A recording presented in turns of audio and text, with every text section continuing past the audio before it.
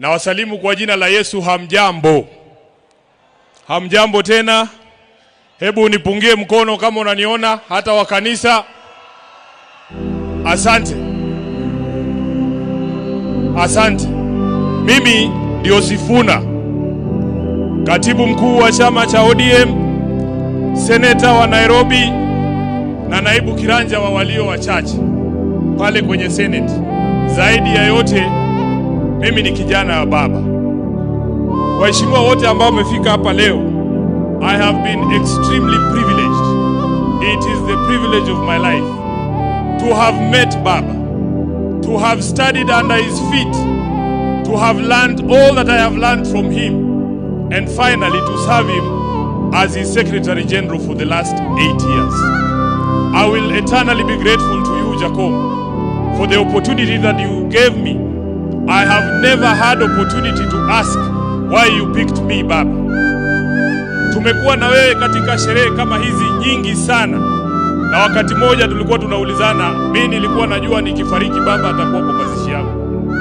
Nilikuwa najiuliza, Baba, if you came to my burial, what would you say about Sifuna? Na nikajiuliza, what will I say on that dreadful day when we have to bury our Baba, our mentor, our leader? Words fail me. Na since Baba akuwe mgonjwa alipoenda nje kutafuta matibabu, asanteni, nimekuwa nikijiuliza, wherever Baba is, what is it that I can say or do that will actually make him proud? What are the things that we should do as the leadership of the party right now to make Baba smile from wherever he is? And in my view, this is not the time to push divisive narratives in ODM. This is not the time.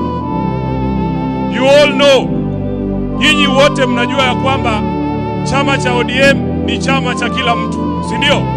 Chama cha Kenya nzima. Na lazima sisi kama viongozi wa chama tuonyeshe umoja ili hawa ndugu zetu ambao ni wanachama wafuate mfano wetu.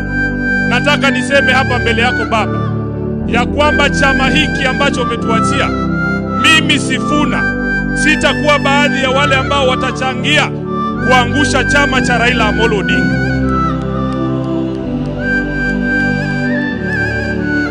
Baba, because ODM is one of your biggest legacies, Your Excellency Baba, I as Sifuna will do everything in my power to keep this party united and together. Even in the face of open provocation, Baba, you know what I am talking about. You know why I'm saying that.